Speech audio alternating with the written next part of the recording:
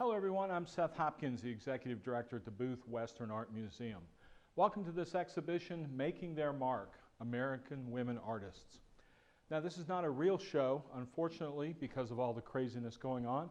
We couldn't have the actual exhibition here at the museum.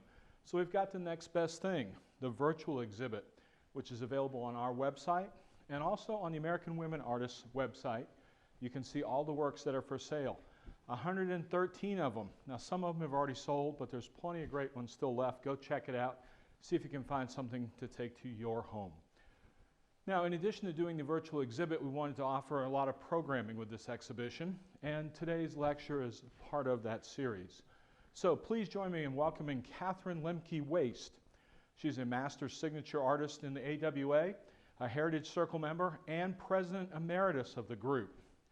As an educator, she's taught 15 years in the California State College and University system, including UC San Diego, Palomar Community College, California State University Chico, and she leads watercolor classes at the Crocker Museum and workplace innovation workshops for companies like Intel. Kathrine was a weekly visual columnist for the Sacramento Bee newspaper and has been featured in American Art Collector magazine and Southwest Art. We want to welcome Kathrine Lemke Waste, presenting Sightlines, bringing the art of women into the public view. Hi, come on in. Welcome. Welcome to my studio. You know, things don't always go the way they're supposed to. The original plan was for me to be giving this talk in front of a live audience in an auditorium as part of the opening weekend celebration of the exhibition Making Their Mark, American Women Artists at the Booth. But along comes coronavirus and, well, here we are. Nothing like a global pandemic to get you thinking about the big questions in life, like that painting, for example. Now, that painting would have been hanging in the museum as part of the exhibition, but it's here, and I can't help but wonder, where will it be in 100 years? In 500 years? When the earliest humans made art, I wonder if they could imagine the story that it would tell us 20, 30, 40,000 years from now.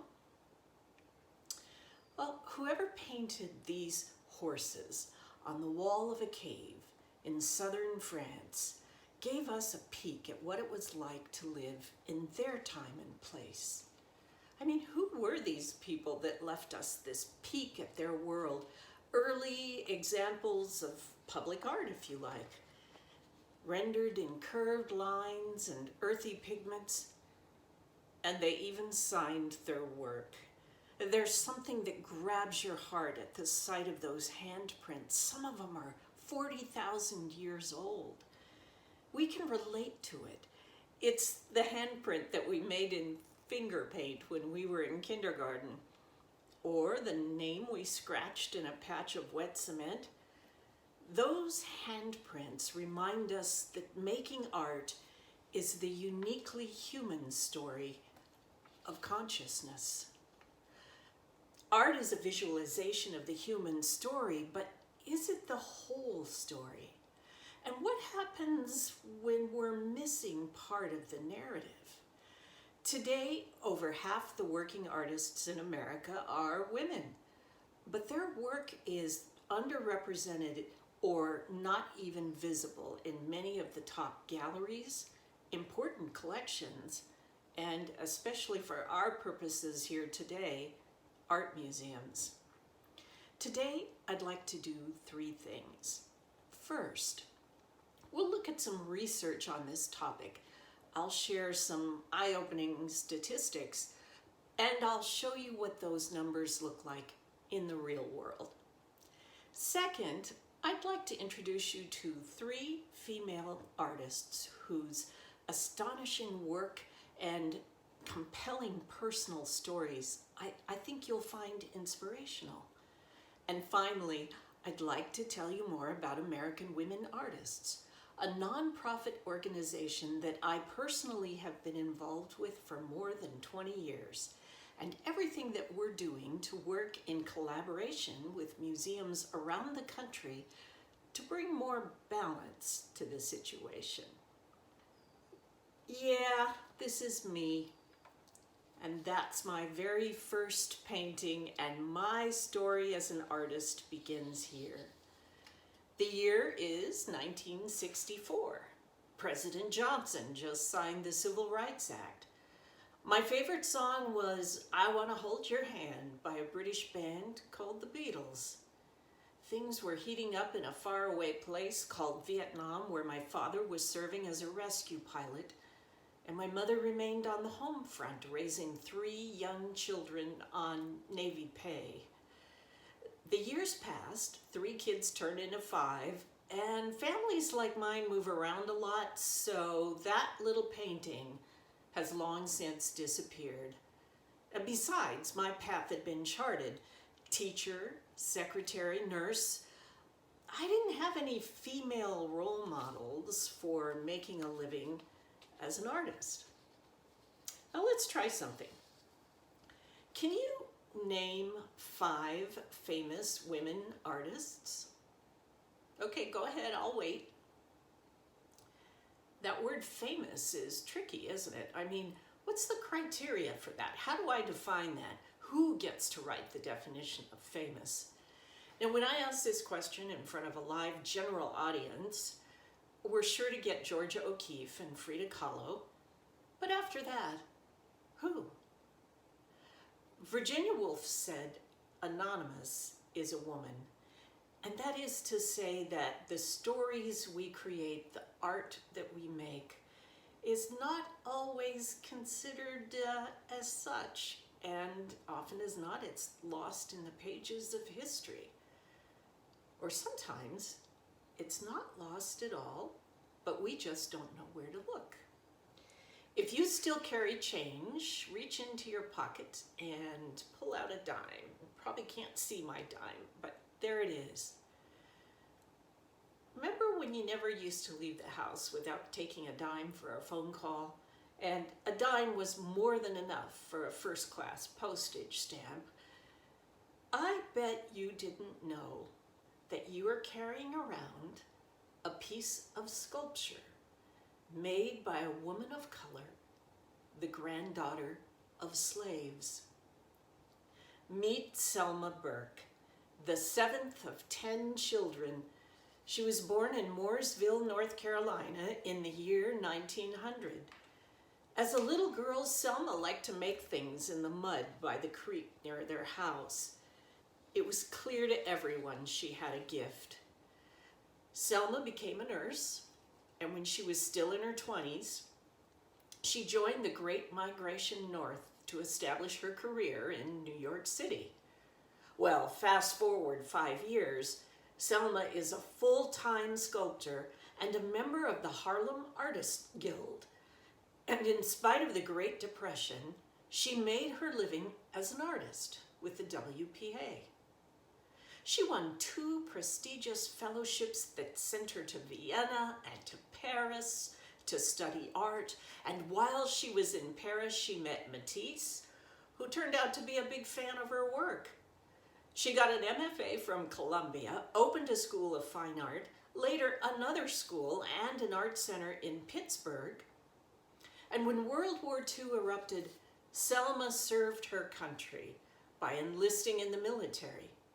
She was injured on duty, and it was while she was recovering in the hospital that she entered and won a national contest to create a bust of Franklin Roosevelt. So it's her design that you'll find on your dime, but you won't find her signature.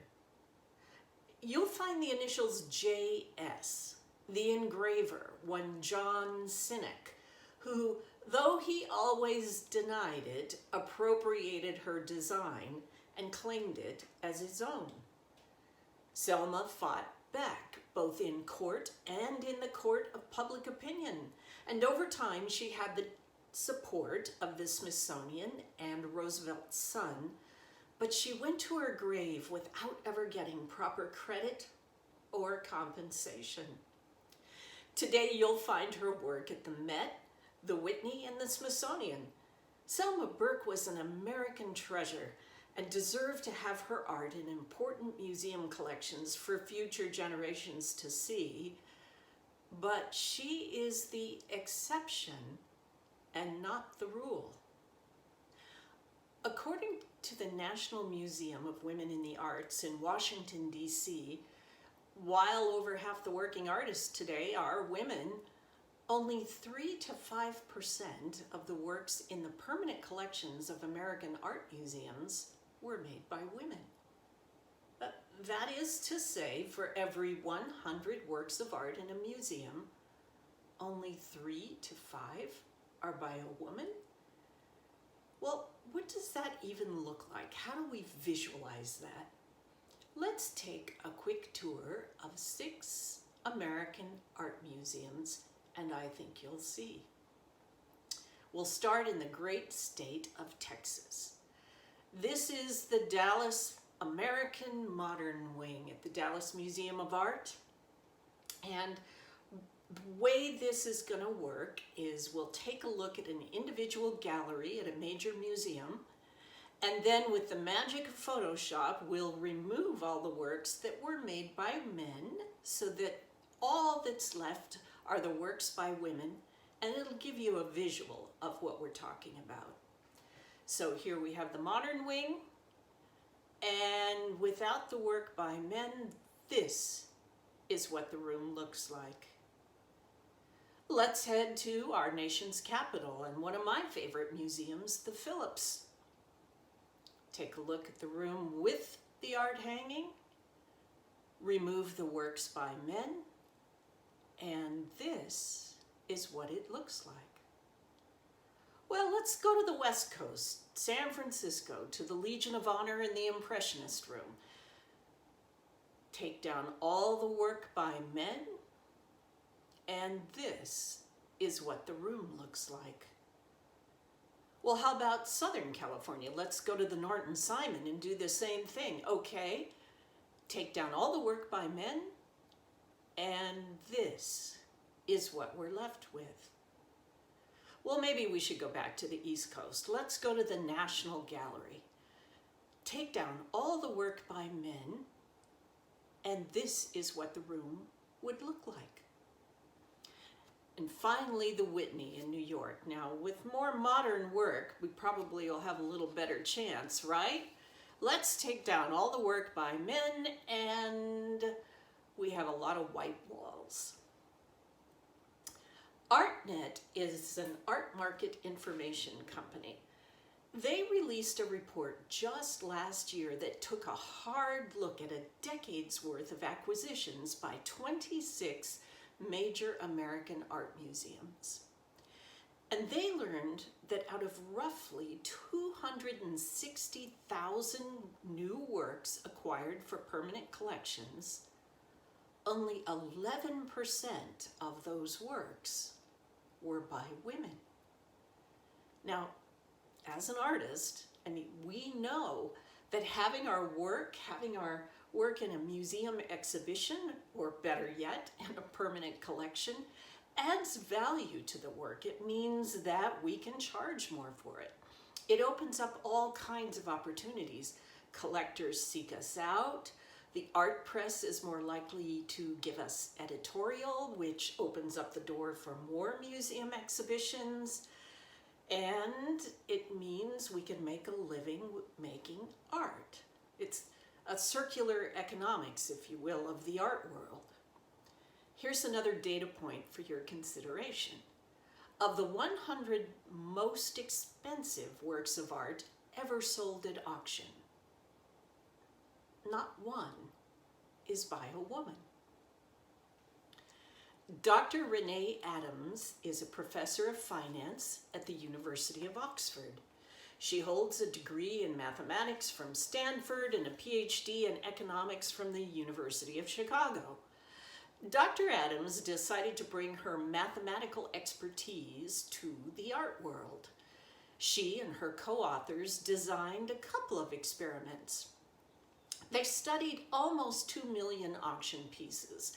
that were sold between 1970 and 2016 across 49 countries, representing almost 70,000 artists, each of whom had at least 20 auction sales. 11,369 of these artists were women. And what did she discover? Dr. Adams and her team found that paintings by female artists sell at a discount of 42%. She described this number as the most robust result I've ever found. She said in an NPR interview, "I mean, this number is huge. It's sort of like, wow, how is this even possible?" So Adams and her colleagues did more research to find out why this gap exists. They made computer-generated made-up art. That is, the computer completely did it. No human hand involved. And they assigned randomly made-up male or female names.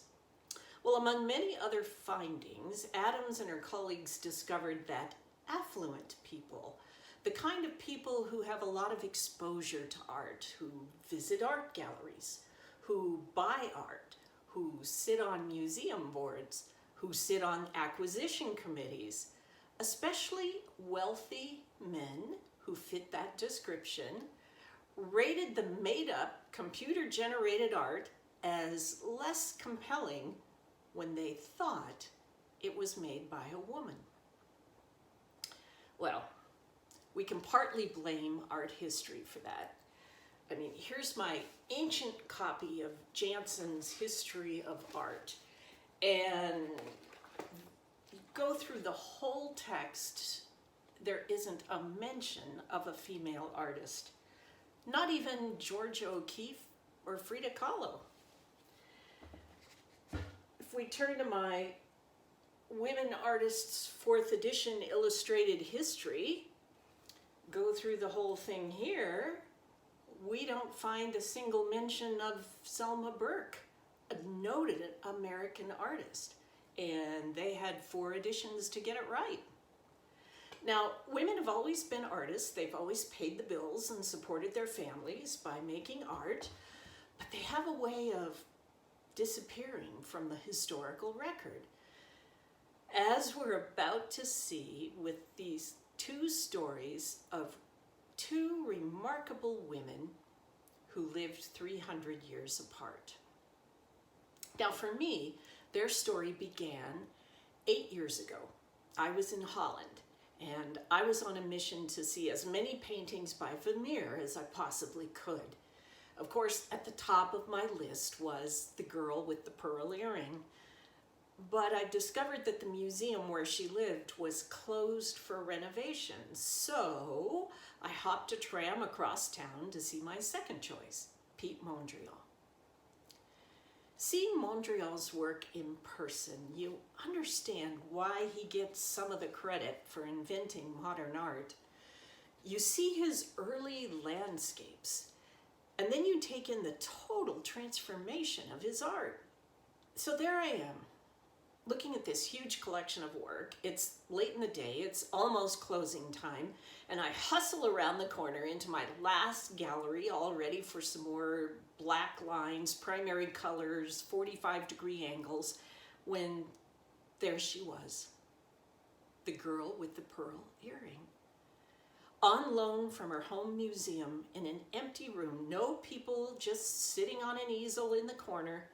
It literally took my breath away. And it got me thinking about the nature of talent and what sets genius apart.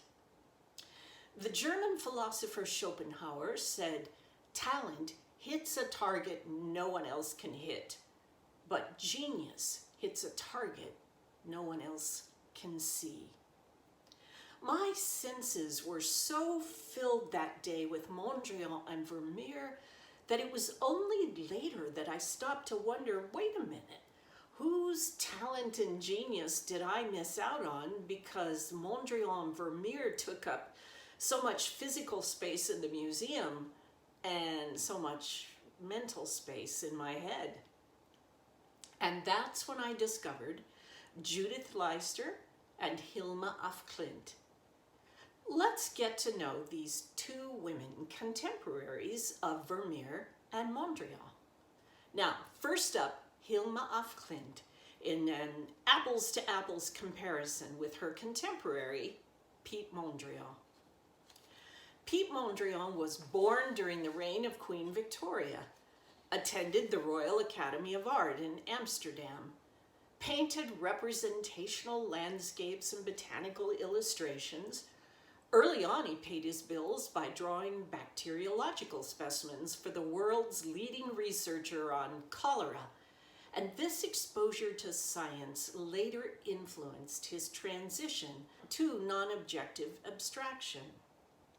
He died in 1944, 1 year before the end of World War II.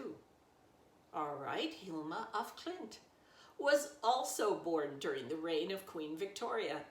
She was one of the first women to ever attend the Royal Academy of Art in Stockholm.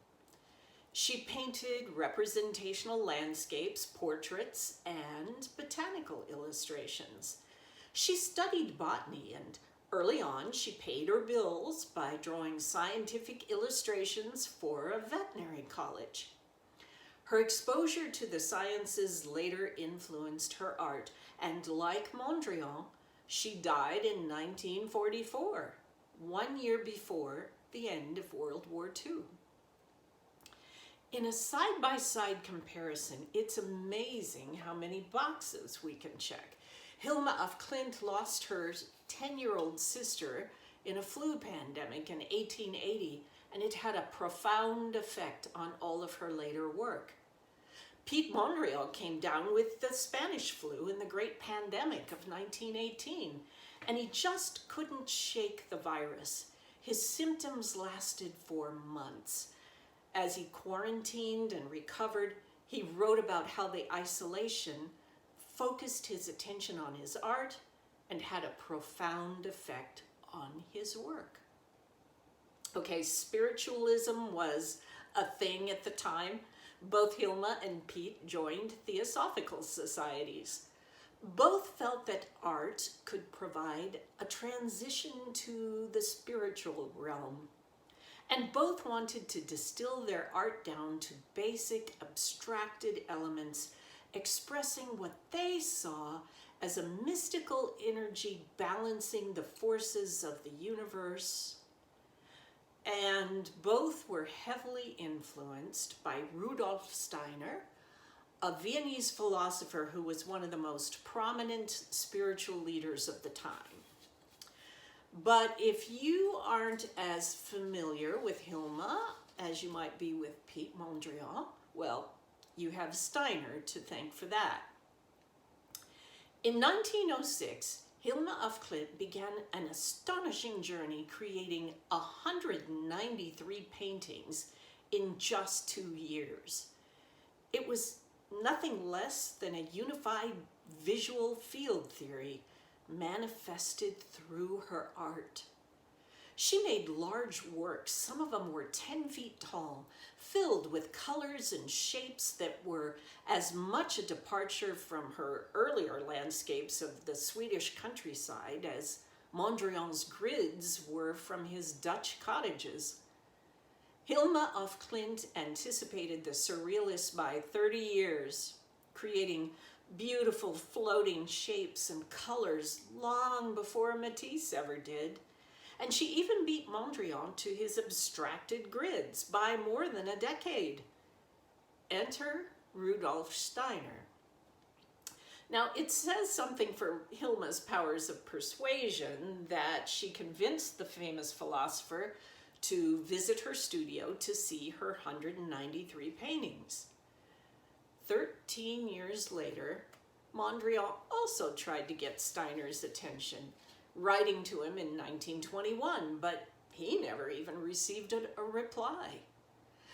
Steiner took one look around Hilma's studio and decided that the public wasn't ready. The world-renowned philosopher told Hilma af Klint to keep her work hidden away from view for the next 50 years. Now, who knows why he did that? I mean, if there's one consistent thread that runs through Steiner's work, it's the idea that there are no limits to human knowledge. So why did he want to stifle Hilma's voice? She didn't paint again for 4 years. She took care of her mother, and though eventually she took up her brush again, Hilma stipulated in her will that her work was to be kept hidden for an additional 20 years after her death. Some 1,300 works on paper and 26,000 pages of notebooks were stored, rolled up in her nephew's attic under a tin roof, not to be seen in their entirety until just recently in a 2013 exhibition in Stockholm and a blockbuster last year at the Guggenheim. Okay, how about another story? And this one is ripped from the headlines. Two well-known artists meet, fall in love, and decide to get married. Now, there's some jostling about whose career is more important. She's the better artist, but he sells more work, probably because the art collectors and gallery owners are more comfortable dealing with a man. Their wedding is somewhat interrupted by a global pandemic, and it's a bad one. The businesses all have to close down, the shops, the schools, the theaters. The art market collapses, and so the two of them have to make a very practical decision. They decide to share a studio, and she helps him make his work because his pieces sell better. Are we in 21st century New York City? No. Try 17th century Holland. Meet Judith Leister. If Vermeer's Girl with the Pearl Earring shocked 17th century art connoisseurs with her direct gaze and her parted lips, well, imagine the effect of Judith's self-portrait, painted while Vermeer was still a gleam in his mother's eye. Here she is, just 20 years old, self-confident, and even though we've interrupted her work, she turns to us with a smile and welcomes us into her studio. We see a master of her craft, 18 paintbrushes and a palette in her hand. The loose gestural brushwork in her skirt and sleeve anticipate the Impressionists by 2 centuries. Infrared photography shows us that the original image on her canvas was not a male musician, but a woman. Maybe it was a self-portrait? Painting over her image with a male figure was an act of clairvoyance, since she herself would disappear from history for almost 200 years, while her body of work was credited either to her husband or Franz Holst. Leister was only the second woman ever to be admitted to the Artists Guild of St. Luke's, and membership was reserved for the masters and required by law if you wanted to sell art. So even though that her talent was acknowledged by her peers, she still signed her paintings with just the initials J.L. Well, maybe the art-buying public wasn't receptive to the talents of a woman, or perhaps she thought she'd make more if the buyer thought she was a man. Leister painted popular genre pieces, jolly musicians and party animals like these two knuckleheads, draining the last drop while Death looks over his shoulder. It almost looks like Mr. Death holds an iPhone and instead of an hourglass, and he's about to post a TikTok video. And what would that TikTok show us? Well, picture the scene. It was a golden era for art and for the wealthy merchants who bought that art. They amassed a fortune from their global trade. But it was not so golden for everybody else. The Dutch 1% depended upon a huge absentee labor force of young men who were willing to go to sea as part of the global trade and leave their families behind. Now, these men were gone for a year or more at a time, and they weren't paid until a voyage was successfully completed. Return voyages could be delayed for months because of the hostilities between the Dutch and the English. And if cargo was lost at sea, well, they weren't paid for that either. And if a sailor lost his life while he was on a ship, there were no survivor benefits. So the wives and the widows paid the price. So women had to hold down the home front. They had to support their families and keep food on the table. And there weren't that many options for making a living. Well, they could sew or lace making or running a boarding house or, in worst case scenarios, prostitution. In Amsterdam, for example, prostitution and brothel keeping, and brothel keeping was considered woman's work at the time. Prostitution and brothel keeping between the years of 1650 and 1750 accounted for 1/5 of all of the convicted crime. So, it's interesting that even though prostitution was a serious criminal offense, jolly brothel scenes like this one by Vermeer were highly collectible. Vermeer even painted himself into this scene, turning a shadowy smile towards us, the viewer, as his red-coated buddy makes a move. I wonder what he thinks is so amusing, because knowing what we know now, life was probably not all that sunny for the young woman in yellow. Meanwhile, Judith Leister gives us the woman's point of view in The Proposition, painted the year before Vermeer was even born. The scene is dramatic. A young widow? Was her husband lost at sea or captured by the English? Are there children to feed? The tent's interior is lit by a single oil lamp. There's a charcoal brazier at her feet, indicating the room is cold, and the stark interior says the wolf is at the door. The man in the fur hat, maybe he's the wolf, casts an ominous shadow. He has a hand on her shoulder. He is uninvited. We feel sure of that. He offers her a handful of coins, and even though she doesn't meet his gaze, she carries on with her sewing. We feel that a hard choice is about to be made.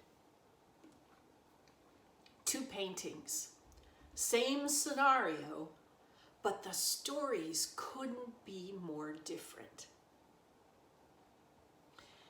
Discovering Hilma af Klint, or Judith Leister, doesn't lessen my appreciation for Vermeer or Mondrian. On the contrary, my world is bigger and richer for the experience.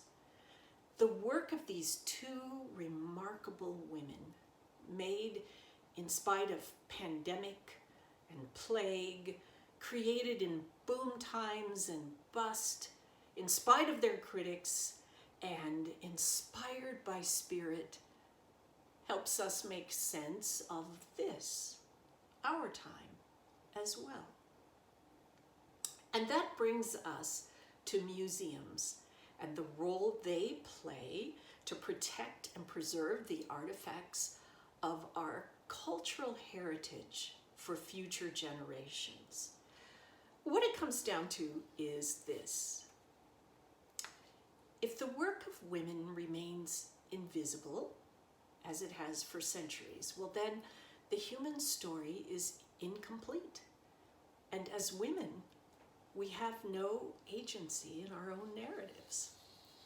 After all, civilizations are defined not only by the stories they tell, but by the stories they leave out.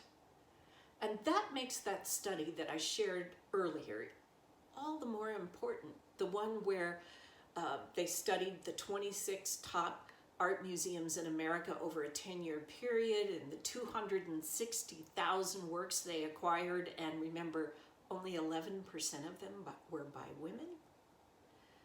So, of course, there's only an extremely limited number of works by a Hilma of Klint or a Judith Leister or a Selma Burke, if any at all. But isn't that all the more reason for museums to go after the Judys and Selmas and Hilmas of tomorrow? And that's why it's important to celebrate the art museums that are doing just that. Like the Pennsylvania Academy of Fine Arts. They sold an Edward Hopper for $36 million and used the proceeds to buy work by women. And how about a round of applause for the Baltimore Museum of Art? They've sold off a number of works, including a Warhol and a Rauschenberg, to fund a $2 million purchase of art by women. It's all being done this year, a year that probably not coincidentally marks the 100th anniversary of women getting the right to vote. And gratitude to the Booth Museum of Western Art in the great state of Georgia for hosting Making Their Mark, an exhibition of American women artists. Now, American Women Artists, or AWA, is a nonprofit dedicated to the celebration, inspiration, and encouragement of women in the visual fine arts. To mark AWA's 25th anniversary, we launched the 25 and 25 Challenge.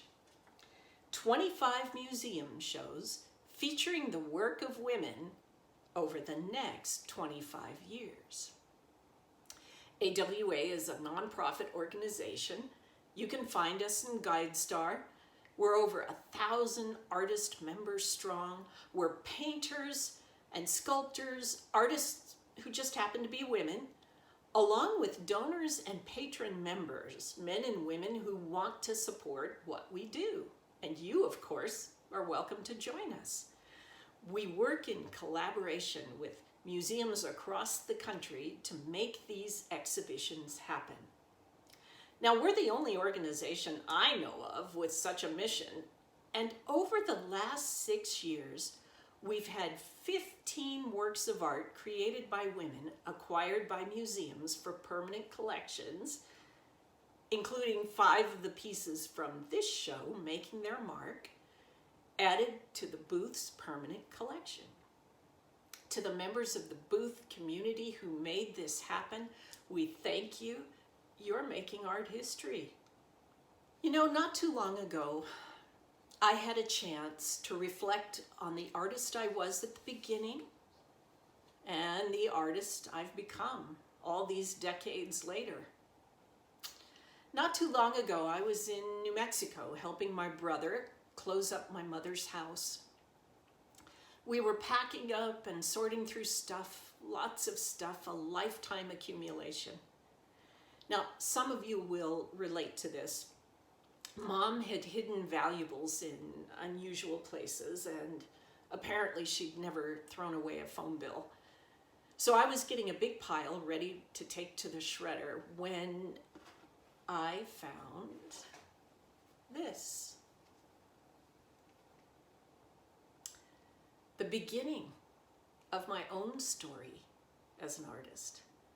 A little piece of my history that I had thought long gone. And speaking of long gone, at the beginning of our talk here today, I asked you about those prehistoric artists. A simple question. Who were they? Who were those people who painted the mysterious images on the cave walls?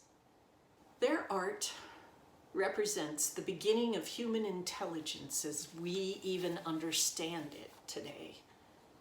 Well, as it turns out, science gives us the answer in a study funded by the National Geographic Society.